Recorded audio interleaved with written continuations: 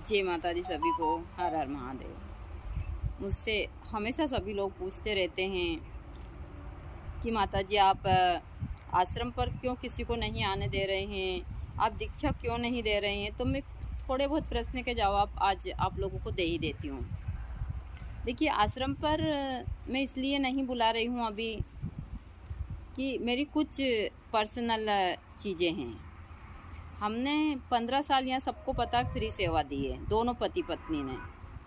लेकिन अभी मैं किसी को नहीं बुला रही हूँ, वहाँ मेरी खुद की सुरक्षा भी है। मैं गृहस्थ आश्रम की साधक हूँ, जैसा मैं सभी को बताती रहती हूँ कि मैं गृहस्थ आश्रम की साधक हूँ। बेटे का परिवार कल से रहेगा। गुरुजी थे तब यहाँ सब आते थे, गुरुजी सबको दीक्षा देते थे, मैंने किसी को दीक्षा नहीं दी है। लेकिन फिर भी मुझसे बहुत सारे भक्त पूछते रहते हैं कि माता जी हम आपको ही तो ऐसा शिष्य बनाओगी। तो ऐसे तो हाँ, मैं यह चीज़ें करूँगी जब इस हिसाब से हो जाऊँगी तो, क्योंकि यहाँ तो मैं नहीं करूँगी। मैंने जो 15 साल यहाँ पर काम किया हम लोगों ने, तो हमने वह चीज़ें देखी है। यहाँ हर प्रकार के इंसान आते हैं, और चाहे आप मंदिर हो चाहे कुछ भी चीज़ हो, जिनका दिमाग फितरती होता है वह तो कांड जरूरी करते हैं। यह चीज़ें मैंने अच्छे से देखी। किसी को बुरा नहीं लगना चाहिए चीज़ का, लेकिन जब भगवान तक को नहीं छोड़ा तो हम लोग कौन से खेत की मूली है। अभी आज मैं वीडियो देख रही थी, उसमें से एक लड़की, उसको इतनी सी भी समझ नहीं है। वह ये शब्द मुझे नहीं बोलना चाहिए, मुझे इतनी तकलीफ हुई उसको देख कर कि वह एक औरत होकर एक औरत और ऐसी औरत को बदनाम कर रही है। वो सीता माँ के बारे में बोल रही कि वो रावण की सारी चीज़ें, मैं वो उस शब्द का इस्तेमाल नहीं करना चाहती। तो उस लड़की में यह समझ नहीं है कि हम किसके बारे में क्या बोल रहे हैं। मुझे नहीं पता वो किस समाज की है क्या है, लेकिन मुझे इतनी तकलीफ हुई कि एक औरत होकर ये एक औरत की इतनी वो कर रही है, जबकि वो कितनी पवित्र थी। इन्हीं लोगों के कारण सीता माँ को जमीन के अंदर समाधि लेनी पड़ी है। तो मैं इन चीज़ों से बचना चाहती हूँ। जब उनको नहीं छोड़ा तो मुझे लोग बाग कहाँ छोड़ देंगे। मेरी सबसे बड़ी सुरक्षा यही है कि मैं इसीलिए किसी को अभी दीक्षा नहीं दे रही हूँ, आश्रम पर नहीं बुला रही हूँ। दूसरा, गुरुजी ने बहुत सारे लोगों को दिया है, लेकिन किसी काम के नहीं है। यहाँ आश्रम पर ऐसा नहीं है। बहुत सारे बच्चे नेपाल से आए, उनको दिए, 15-15 20-20 दिन रुके हैं। और बहुत सारे तो ऐसे शिष्य हैं जिनको गुरुजी ने यहाँ से किराया देकर भेजा, और बहुत सारे ऐसे शिष्य हैं।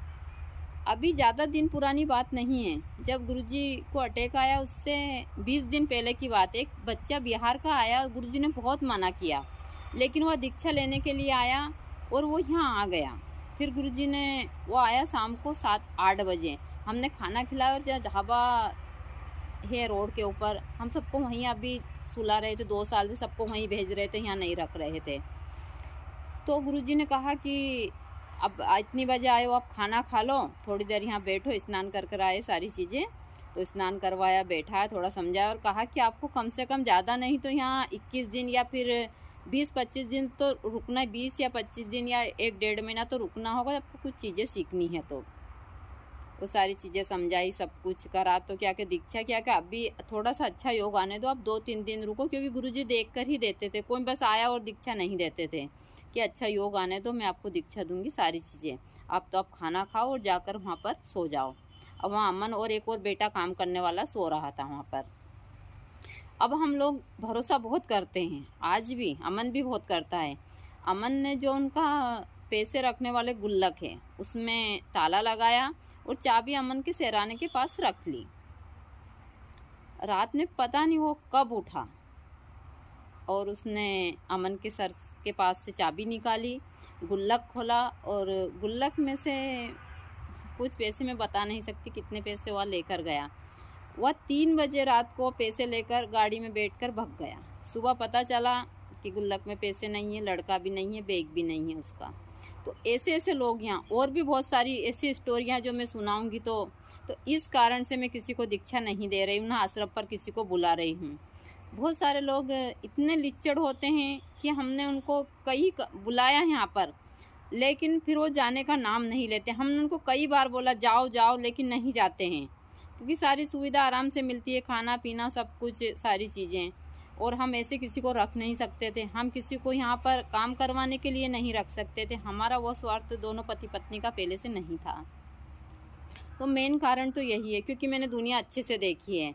मैं आज जो गुरुजी के कुछ शिष्य थे, मैं खुलकर बोलती हूँ, आज किसी ने मेरा एक साथ नहीं दिया। एक शिष्य गुरुजी का जो बनारस में रहता है, उसका नाम है पवन ठाकुर करके है। वह इतना सक्षम नहीं है, लेकिन हाँ उसने मुझे माँ ही मानता, और कम से कम वो हमसे 12 साल से गुरुजी से जुड़ा है।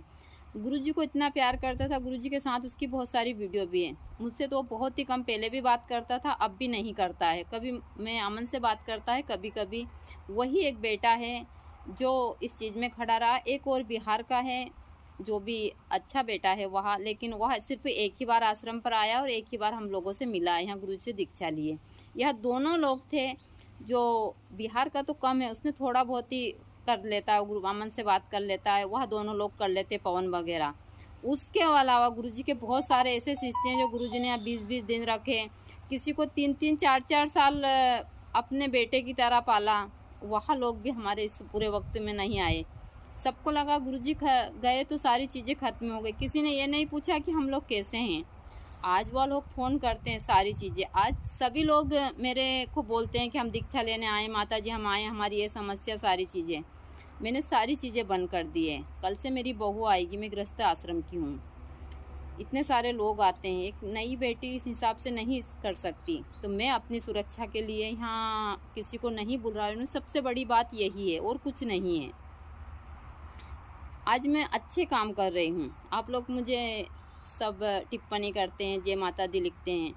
यदि मुझसे कहीं थोड़ी सी भी गलती हो गई या झूठ मूठी किसी ने मेरे बारे में कुछ बोल दिया, तो आप ही लोग, अरे हम तो माता जी को अच्छा मानते थे, आज माता जी ऐसी, वो सारी चीज़ें। आप लोगों को 1 मिनट नहीं लगी चीज़ें कहना। मैं जानती हूँ इन चीज़ों को, क्योंकि मैंने इस क्षेत्र में बहुत काम किया है, हर एक क्षेत्र में। तो ऐसी बहुत सारी चीज़ें हैं जो मैं आप लोगों को इन्हीं चीज़ों से देना चाहती हूँ। और अभी मुझसे बहुत सारे भक्त कह रहे थे, तो मैं इतना कर सकती हूँ कि यहाँ हवन पूजन कर आप लोगों के पास कुछ चीज़ों के पार्सल पहुँचा सकती हूँ, कुछ बंदेज, कुछ जड़ी बूटी के, क्योंकि मुझे बहुत सारे भक्त कह रहे हैं। तो अभी मैं कुछ भक्त के काम कर रही हूँ और पार्सल उन लोगों के पहुँचा रही हूँ। तो इसमें भी ये मत कहना कि माता जी अपना स्वार्थ देख रही है, क्योंकि जो पार्सल मैं पहुँचाती हूँ और जो हवन पूजन, मैं उसका ही मिनिमम चार्ज लेती हूँ, क्योंकि मैं पार्सल अपने पैसे से इतने सारे लोगों को नहीं पहुँचा सकती। तो मैं वही चीज़ें कर रही हूँ अभी, और बहुत सारे भक्तों को इस हिसाब से मैं सेवा दे रही हूँ। तो या मेरी कुछ मजबूरियाँ हैं जिनके कारण मैं यहाँ आश्रम पर किसी को नहीं बुला रही हूँ, और अभी नहीं बुलाऊँगी मैं। मेरा कुछ चल रहा है, शायद 1 साल के अंदर मेरा ऋषिकेश में मैं कुछ कर लूँगी, मैं उसी में लगी हूँ।